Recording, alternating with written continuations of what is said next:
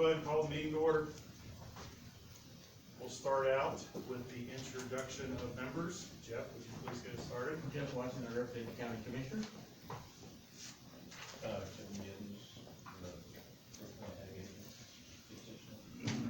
Jordan Willis, representative. Brad Farr, the council. Cindy Harmon, legal counsel. Don Shuffler, the surveyor. Cameron Yates, area plan director. Lauren Mills, area planning administrator. Okay. Minutes from the last meeting, which was there at the end of January. Does anybody, one, did everybody get those minutes? Yep. And two, did everybody get a chance to review them?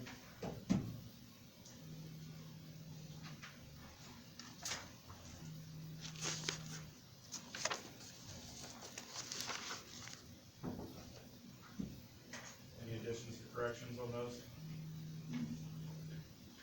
Make a motion to approve the meetings from last week. Okay. Kevin, did you second? Yeah. Got a motion to approve the minutes from the last meeting? And a second? All those in favor to approve the minutes from last meeting, say aye. Aye. Opposed? Okay. Moving on to the special session meeting minutes from February 9th. That's pretty straightforward. Yeah, it might have been That's a 6-minute meeting. The only thing I wanted to say, down towards the bottom, Cameron was gonna represent it to the commissioners, it should be the paperwork that he said. Okay.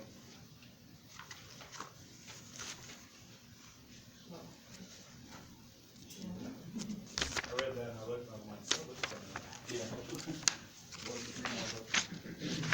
One thing to look at it and figure out what it was.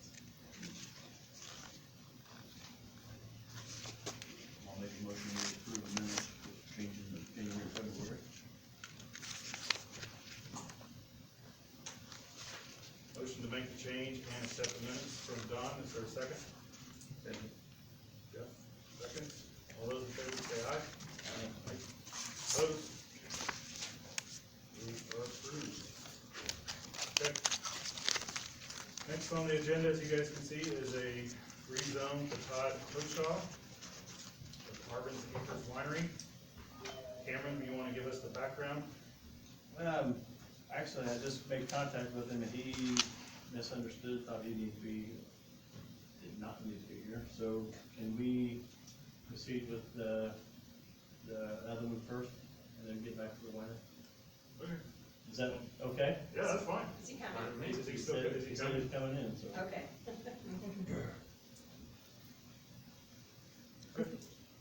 Hope he brings some wine. Can I step back for a second? Yeah. The next on the agenda then is the subdivision, which is Pondview Acres. You guys had a chance to review all that. Cameron sent all this stuff out.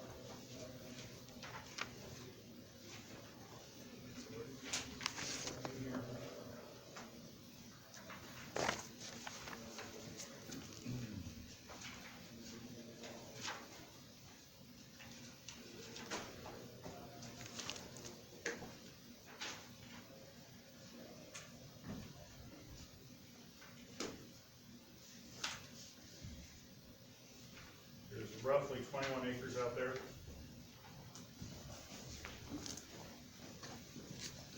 There's proposed 10 lots, roughly.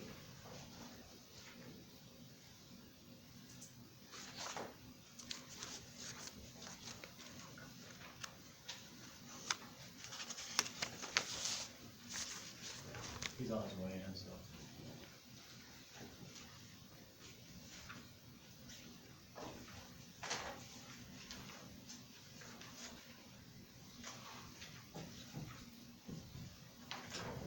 You wanna go over the Pondview Acres request, Cameron?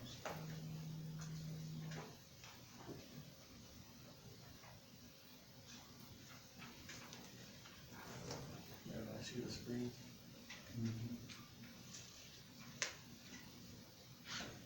There.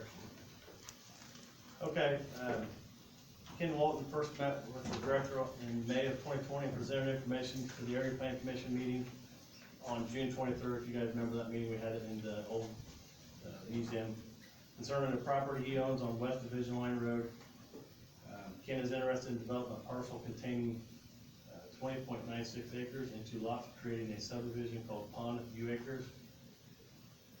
There were preliminary soil profiles completed by Vester Associates. Based on the report and analysis of the soil profiles, there will be some type of septic system installed on each lot. The developer has also met with Soil and Water Conservation to develop a drainage and erosion control plan. This is required by Rule 5 permitting requirements. The director reviewed the proposed plat to the county surveyor. The ingress egress easements will be turned over to the county for maintenance.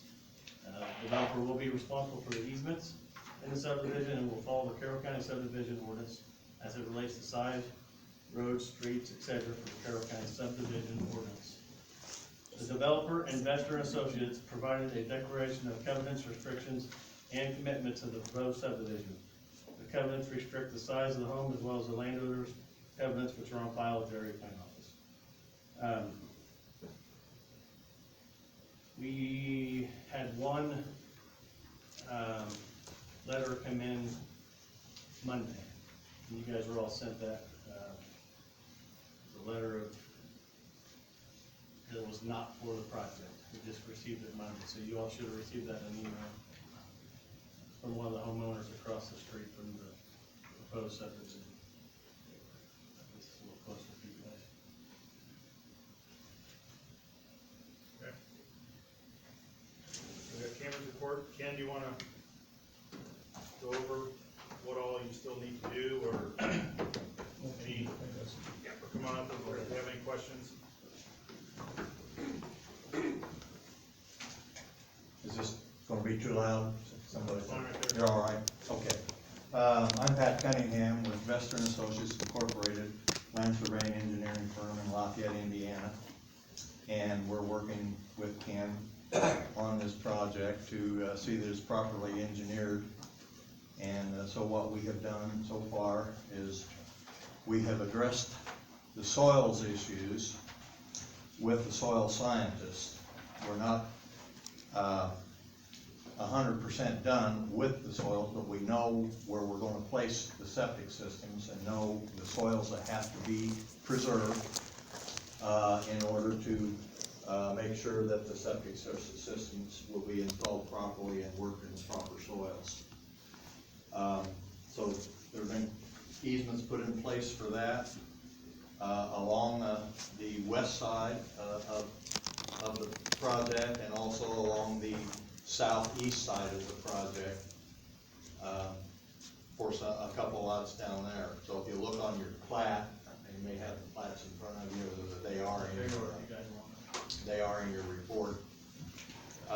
There are easements in place for those septic systems, and the ground is specifically being designated as to be taken care of during construction so that it's not disturbed. We do have to take some topsoil off of some of the areas along the west side, because that's where when they were doing the mining in the pond situation, they stockpiled topsoil there. So we know how far we need to have to go down to get to the good soil for the septic system, and we're working with the soil scientists on that situation. So as far as septic systems are concerned, that's where we are at this point in time. Water, we've had a well drilled out on the site for water, and there's plenty of water for the wells. So the water and the septic system is in a good situation. We're putting a public road up along the west side and the north side of the project,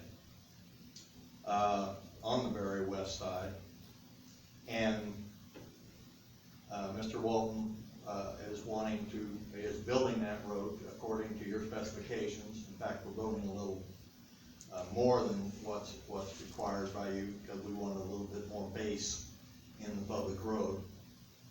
So we're putting more gravel in rather than, or stone, 53 stone, rather than what's specifically required. We're putting in 8 inches instead of the 6 inches that's required.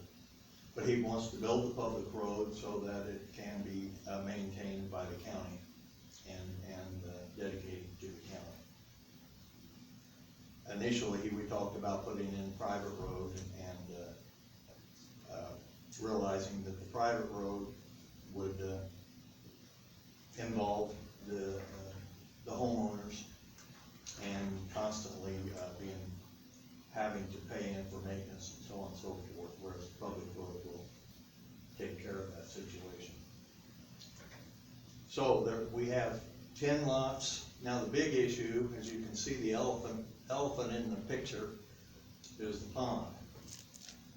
And so we had to do some studies on the pond to determine what it was going to do and when is it going to do it. So we did some modeling on the pond and the watershed area. The watershed area for that is something like 32 acres or about. And you have that report in your, you don't have all the calculations, but you do have the report, and this has been before the drainage board. And my engineer, Andy Mix, did give a report to the drainage board and went through everything with them. This pond does not have an outlet. In other words, the pond will rise and fall. Normally we like to have a pipe in the pond somewhere so that the pond will go up to that pipe if it rains and then go out that outlet. That is what we consider a control device for the pond elevation. But this pond is unique, and it's unique for a reason. And that's why it's there too. It's because it's in sand and gravel, and it's a sponge. There's about a 10-foot layer of gravel down at the elevation right where the pond is, right where the normal pool is. And so there's a layer of gravel in there, and so putting all that water in there, it never raises. Right now, the normal pool is about at 624.4 feet, 624.4 feet. That's an elevation, okay? That's what that pond is probably right now when you're looking at it here. It's at 624.4 feet. All right, when it rains, we run a 100-year model over it, and it got up to 625.118. Well, we also put safety factors in, so we dealing with the soil types and dealing with everything, we put a safety factor of 2 in there, so we doubled everything up, because when we don't have that outlet, we gotta be sure where that water is going to go and what it's going to do. So the pond elevation will go up for 100 years, will go up to 625.18 feet. And then for a 500 year, it'll go up to 625.8 feet. So, 100 year, 500 year, basically it has to do with percentages. 100 years like a 1% chance, and a 500 year is like a thousandth of a percent, but of happening each year. So our worst case scenario, that pond is going to get up to 625.7 feet, based upon the modeling that we've done and what we know about the soils and what we know about the watershed. Okay, we still don't have an outlet. So what can happen to cause that to go higher? I don't know. Mother Nature's crazy sometimes, but I don't know what can happen. I can't sit here and tell you what can happen, but what I can tell you is we decided to go ahead and put the flood protection grade up to 632. Is it gonna get there? Basically, you're putting a buffer around it. We're putting a buffer, Around. yes. What's the elevation on the dry land? On the dry land, we're about, 630, at lowest point, 632, where it would, if the pond did get that high, it would go over into the highway. Lowest point, all the rest is higher, all the rest of the ground is higher, 655 or something like that. yeah. 655 or It's towards the front of the road, yeah, it's like 30 foot from the pond. The 655 at the division- So- division line, right? Yeah, so anyway, we recommended to the board that, to the drainage board, that the flood protection grade be at or the maximum flood grade would be at 632, and the flood protection would be 2 feet above that. So any floor elevation would be at 634. 634 basis, as opposed to 625.18 for a 100 year, and 625.7 for a 500 year. So, did I say that right? 634, right? So we're about 8 feet higher than we would ever expect the pond to get out there. The simple way of doing it is putting a pipe in, as far as having to know 100%. But the problem with the pipe is that there's no reason for it, and it dumps directly onto the state highway, which they would never dump, because there would never be any water in it. So there's no reason for the pipe. And the history since the pond's been in there too, which Ken watches it all the time, and it doesn't raise, it doesn't go up because of the sand and gravel. What happens is the water gets to a certain elevation, which we call normal pool, and then when it rains, what happens, the pond will raise, but what that does, it puts additional head on the water. In other words, it's pressure, more pressure down there where that normal pool was, because the water's going up, and so now you get more pressure. And the pressure, because of the soil type, because of the gravel, it pushes it right down out to the gravel. And you don't get the normal raise that you would with a pool or a pond that doesn't have the gravel like that. Yes, sir. Will the water level go down? How much would it go down? Actually, this last summer, the water level on that pond went down significantly, yes. But it stays, during normal times and normal rains, it stays at around 624.4. What would you think it would drop down to? Well, It could. Mother Nature was crazy this last year, I don't know. We had fun up at the lakes. springs decent? I think there is, yes. What'd you say? A spring. There's There are springs, Yeah, yeah. yeah. It dropped maybe 2+ feet this summer. But then, and it's significant in my mind, that's why Yeah. I was thinking, you talk about going up 6 feet maybe. No, Or do you make the It's- assumption that's the water table? it is. Yeah. Yeah. But also, it's not significant either way. A lot of times you'll develop a detention pond, and then you'll have have a rain and have 6 feet of water, which you really don't like, because that's a, unusual. You might have kids around the pond or something like that. This one, you're not going to see very much deviation in it at all. Were the wells impacted any, or not? We're gonna be deep, were the wells impacted any? Or they're gonna- Impacted? They're gonna be deep enough that they won't be flowing from. No, they should be deep enough, that shouldn't be a problem. So what was the depth of the well that you drilled? It was roughly 52 feet, and it pulled 25 gallon. He actually told me it pulled 45 gallon per minute. It was just like a gusher. I was there when it happened. But he certified 25 gallon.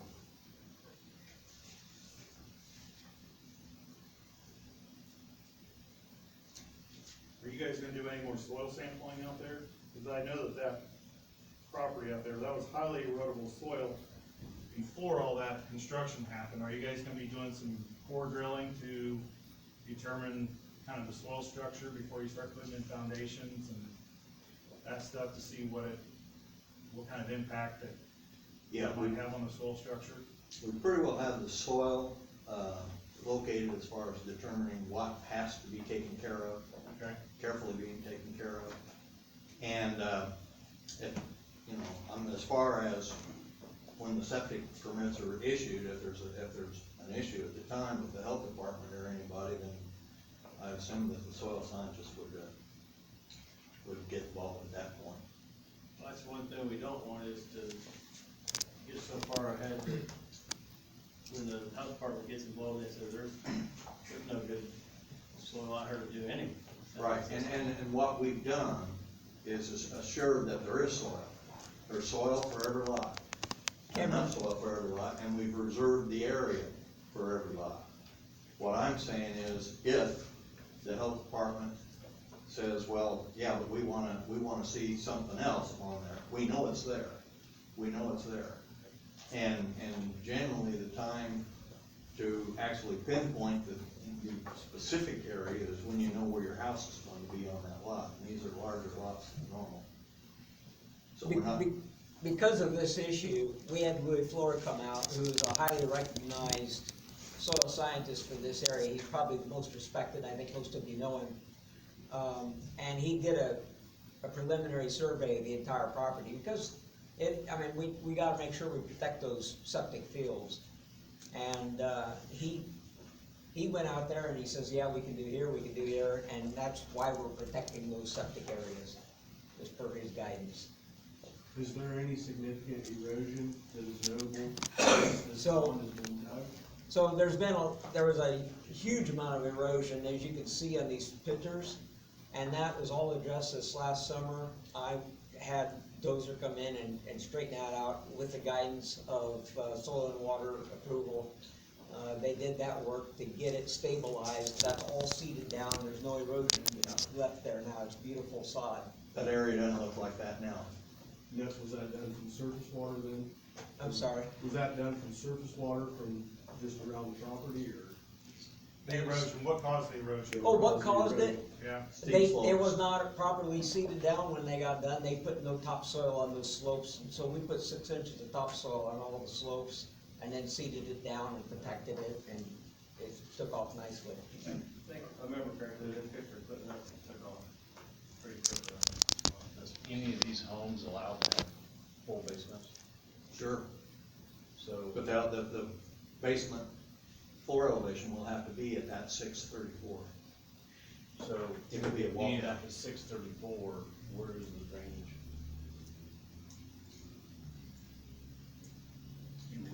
Where would the drainage be that they would be able to tap into to drain? Oh, I mean, the lots fall up and up the back, they just run it out the back, and they'd have to do something out there. As far as, just having an outlet down on inner yard further towards the water. There'll be perfect drainage opportunity. It all goes to the pond. Okay, that's what I was Pretty curious. long, about, the yeah, like drainage walkout along. basements, so. I know Rule 5 had expressed some concerns that they were working through for their report, and I touched base with them yesterday. They said there are several things still that they need to get addressed and taken care of with you guys, so I don't know where we're at with that. He said the way I We understood will their- be addressing those, yeah. We'll address Rule 5. Those have to be complete before we can issue a building permit, or Right. get a building permit, that's the only thing that restricts, is that correct? Yeah, I mean, You can't it's turn any board dirt discretion bills. on how far they wanna go without having a lot of that report, or half the report, or. No, we'll have Rule 5 taken care of before any construction starts out there. yeah, that's my main concern, is to have all the T's crossed and I's dotted before. And any other concerns addressed before. Could I ask a question? Please, I'm sorry. Go ahead. Hold on a minute, are you done? If you're done with me, I'm finished for the moment. I had spoken with Rhonda about the Rule 5. She says that should not interfere with anything as long as we get it addressed before we turn any dirt. She says Right. that's the only And she knows that it's just a matter of technicality, we didn't have that. Cindy's got her I have question. a question. Why is it that you're taking the lots all the way into the water area? I don't understand that. Because we wanted, the ownership to be for everybody, rather than rather than creating the outlot, we took it in. And the reason we did that is because recently, we didn't used to do it in Tippecanoe County, and now, recently, they changed the ordinance and said you can't extend the lots into ponds. Do you have an issue? If I were to buy a home, I would have an issue. I mean, if somebody drowns on that pond in your lot area, I would think you would have some major liability. Just from a legal standpoint. Well, who has the liability if it doesn't go into the lot, or the pond? Well, Who owns that- the pond? What's that? Who owns the pond? Somebody has to own the pond. From the homeowners association, I would say. I So mean, as it's not- is, if they're in a not boat just- on lot 2 and they fall out in lot 4, lot 4 can sue lot 2 or whoever lot they fall out of, or. Well, as your council knows, anybody can sue anybody. Sure. So will there be, this kind of gets off of this, but part of the maintenance of the pond, so that comes out of the owners? Yes, Okay. homeowners association addresses that. What about the right to build a dock or something out in the pond, you got a right to build it into your property line? Yeah, that's in the covenants, you can build out X number of feet. What's that? It's like 5 foot, it can extend Yeah, out I think into it was the water. 5 feet out in the Yeah, water. each parcel gets, they can build one dock. Yeah, one dock per parcel. That's all the covenants. Yeah. There's a lot in the covenants to read.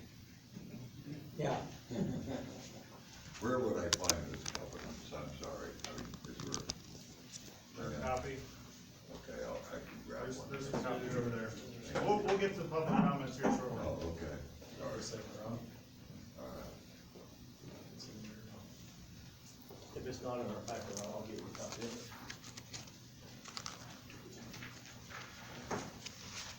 How deep is, it's at normal pond level, it varies from, it sounds odd, but it's shallowest in the middle. And it's around 2 to 3 feet deep in the middle, and 6 to 10 feet deep around the perimeter.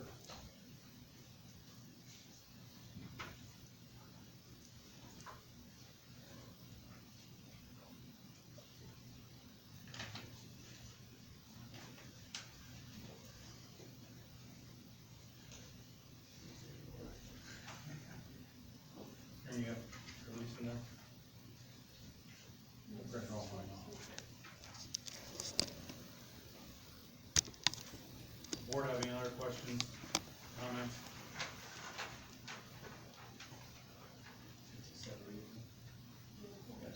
I'll get you one. Okay, we'll actually open it up for public comments. May I? Yep, go ahead. Go ahead and step forward and give your name. Ronnie Probst, I live on Division Line Road, just down from the pond. I'm here only because I'm interested in what is going on there. I don't object to it necessarily, but first of all, what is Rule 5? You guys been talking about Rule 5, and you'll address that. What is Rule 5 that you're referring to? It's a general construction permit now is what they're calling it. Basically, it's where you gotta put all your protection in for erosion while they're doing construction, moving dirt around, they put the silt fences up, stuff like I that. have that. Yeah, Oh, I mean, it's okay. just protection of the drainage. And I'm here primarily for the covenants about the size of the lots. I'm understanding now is roughly 2 acres Pretty close, per Pretty lot, close. roughly. 21 acres. plus or minus. 21 acres roughly, 10 lots. And I can read the covenants, but what about, what type of homes are permissible there? Can you wanna address that? Now, basically, it doesn't say stick built, but that's what it addresses. You can't really say stick built in the covenants, but that's what it gets to, is these are not gonna be, prefab. and they are going to be 1,900 square feet minimum base, Okay, plus any other floors will have significant, I forget the specs on it, but we're looking at 300,000 plus homes is what we're looking at. that's what I wanted to know. So, You can keep that one. all right, thank you. Thank you, guys. That's really, I'm just concerned about what type of homes and the values and the square footage and It's so. not gonna be a trailer park. Yeah, okay, I appreciate that. Yeah, I wanna make sure you're done first. Yeah, I'm good. Thank you, guys. Appreciate your time. Thank you for your I'm comments. out of here, see you, Kenny. Is there anybody Take other, care. any other public comments? I do, go ahead. Everett, do you have something? I was just waiting. Maybe somebody, Yeah. You want me to get, Ken, go ahead.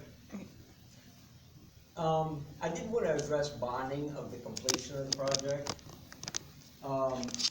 At some point in time, before the last layer of asphalt goes on, I may want to try to call for a final approval of this project. And traditionally, you have to bond that variation so that I don't walk off and leave the project undone and you end up with a mess on your hands. So I'm proposing, and there's, my understanding from Cameron is it's not just real clear how that bonding's supposed to work in the county. So I am offering to put in escrow the amount of money it takes to finish whatever level it's at that point in time. So, for example, if there's $30,000 worth of paving left to be done, I would get a proposal, I get a contract with the paver to do it for $30,000. I'd come and present that to you, and then I would put money in escrow with you having control with me on it, so that I can't take that money out unless it's paying for that work to be complete. So that's a safe way of, without me bonding. Bonding is very difficult for an individual to do, it's expensive. And Jeff. I've never done that. Yeah, and so this is kind of an alternate way of doing it. It's still gonna be the same amount of cash going into the project, and it assures you of it being completed, and I'm not gonna take a hike on you. So that's my proposal to address that in lieu of traditional bonding. The commissioners have to be a part of the final bond that lasts for 12 months, is that correct, Cindy?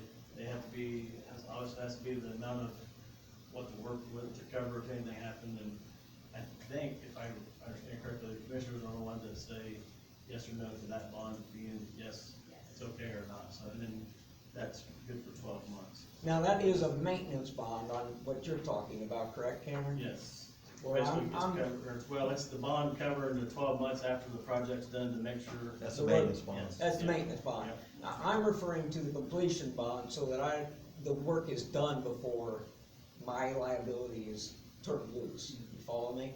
So what I'm gonna say is somewhere along the line, maybe a month or 3 months before it's complete, I may come to you and say, I'd like you to give me final approval, subject to me completing this last part, and here's what has to be done, and here's the money to do it. You follow me? And so I'd like your discussion and hopefully approval on that concept in the event that happens.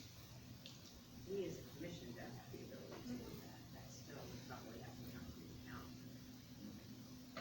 We don't have the ability to take those kind of funds and hold them in bond.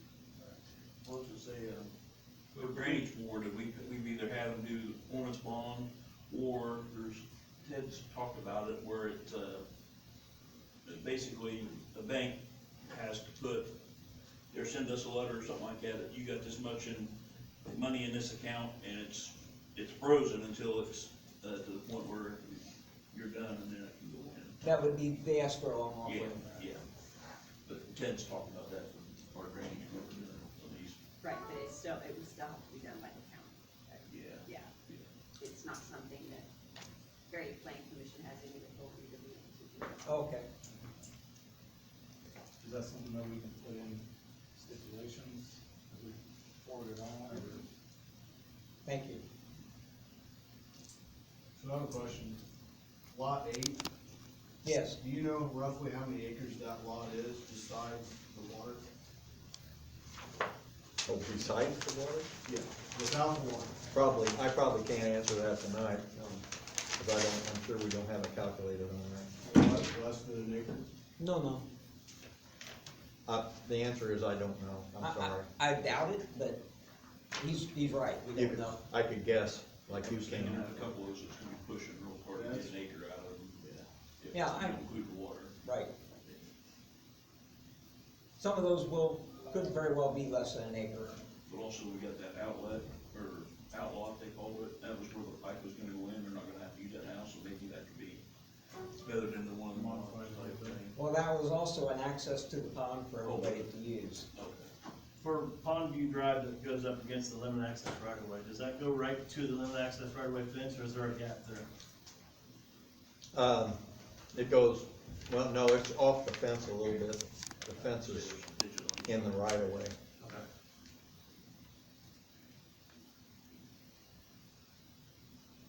Regarding that same road right there that runs right along the highway, this is for later on. Just wondering if there would be a tree line put in there for a noise barrier somewhere? I would like to, if the county will allow it. Okay, About right up in here. yeah. I mean, it would technically could fall in the right of way, and I wanna make sure that I get their blessing on that, but I would like to.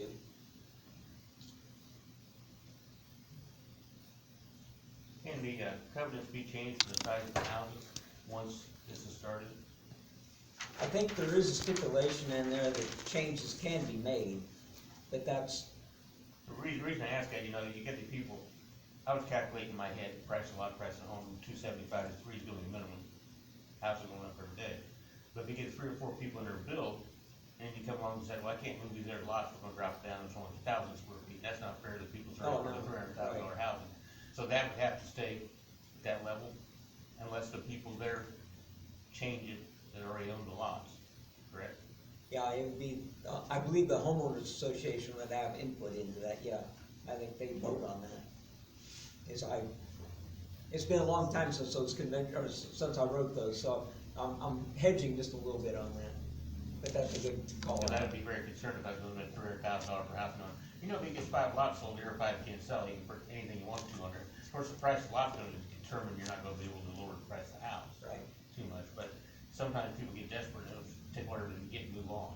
Yeah.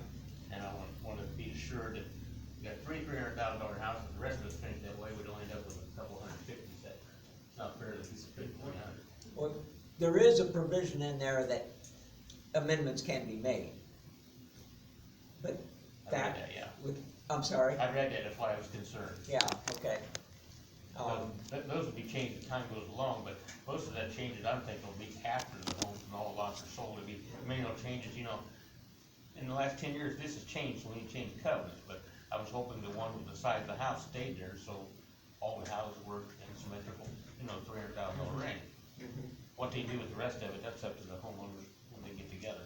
That's a risk you take when you're in a homeowners association. Yeah. When would the homeowners association basically take over for the management of that there? I think again, it's been months since I wrote that, but I'm gonna say it's probably around 70% of the lots sold, as I recall, if I remember correctly.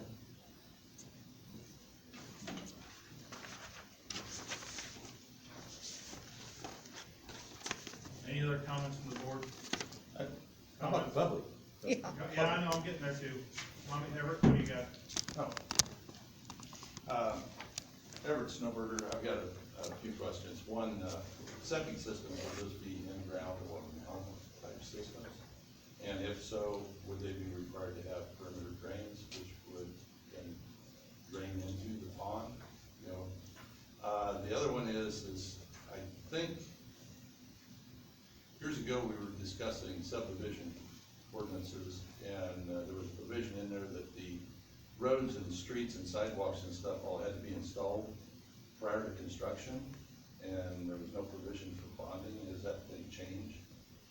If that's the case, if it's written in the ordinance, that would mean the entire road would have to be put in before the first lot could be sold. Because I know Jeff had objected to it because, the fact that they didn't wanna have, curbs and sidewalks put in prior to construction, because you'd have to drive over them with the cement trucks to possibly, pour the foundations and ruin them. Is that correct? That's what happens, later subdivisions get destroyed. Yeah, so I'm not that familiar with the subdivision control ordinance, but, you know, if that's the case, then the road would have to be all installed prior to it, unless, some type of variance was issued. Well, that's what, he's talking about, it states in there that if they don't get all the stuff done before they start building houses, they have to have a bond in place or something like that, like what he's talking about. Well, but doesn't the county subdivision control ordinance have jurisdiction over this? Is this not a subdivision? Yeah, subdivision. So then, if the subdivision control ordinance says all the streets and sidewalks have to be put in prior to construction, doesn't matter what his, you know, homeowners association or covenants say, you know, the county rules would take precedence over it, correct? That's what I was saying, the subdivision ordinance says that if he doesn't have all the done, he has to put up a bond until it is done. Is that what it says? Yes. Okay, like I said, I'm not familiar with it, but I do remember there was a lot of discussion at one point in time about, you know, bond, at one point in time, I believe bonds were not acceptable, you know, and that the whole thing had to be done ahead of time. But septic systems, mound or in ground, and do they have perimeter drains? Ken, you wanna answer that, or? Well, Lou Thor said we could go either direction with him. I mean, he said that Presby, he's suggesting Presby septic systems. He thinks they are the most bulletproof. And if for some reason one did not qualify as a Presby, we could put a mound in. Can you address that any further? Well, I think you addressed it fairly well. Basically, what has to happen is when the house is being built and where it's being built, then the system will need to be designed at that time, depending on the soil. And then also, as far as perimeter drains, there's no reason for perimeter drain. There's plenty of slope away from the septic field that perimeter drains would not be needed. Well, perimeter drains are not determined by slope of the soil, but by the color of the soil profile. And if the soil had been hydric at any point in time in the past 500 years. The soil is not hydric. It's not hydric? No. So then it came back with, essentially well-drained soil. Yes. Okay. All right, that's all my questions. Septic, guide, soil testing, and everything established what type of soil septic system is gonna be. Sorry, what? Wouldn't the septic installer necessarily tell you what soils is gonna be fed, what type of septic system is gonna be? Well, the soil types, the conditions at the site at the time that the home was being built, yes, and then we look at, well, what should be designed at that time. Mound systems will not be necessary because of the well-drained soil that you have in the area. Kevin, it's all based on what the highest water table was in the last 500 years. So if the soil shows a water table of less than 12 inches in the last 500 years, then either a perimeter drain is required or a mound system is required. Anything else? Debbie? Yeah, I'll come up. As most of you know, I'm WO, right, and with the comment, but I'm also a pilot.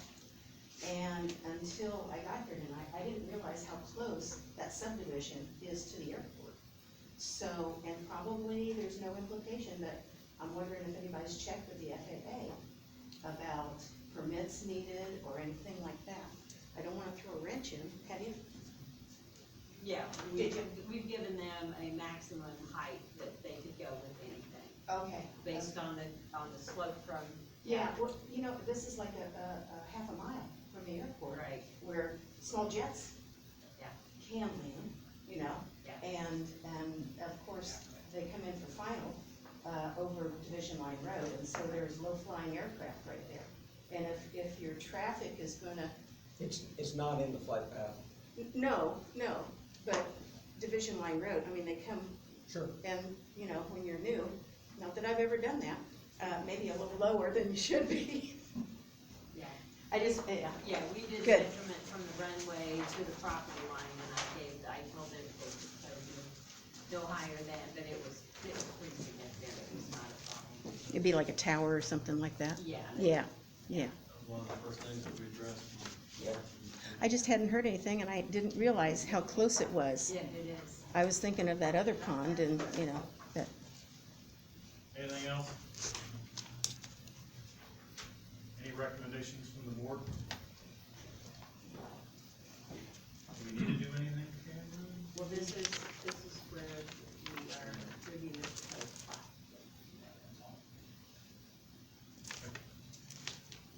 Do I have a recommendation, favorable or unfavorable from the board? I think everything's been addressed and everything's been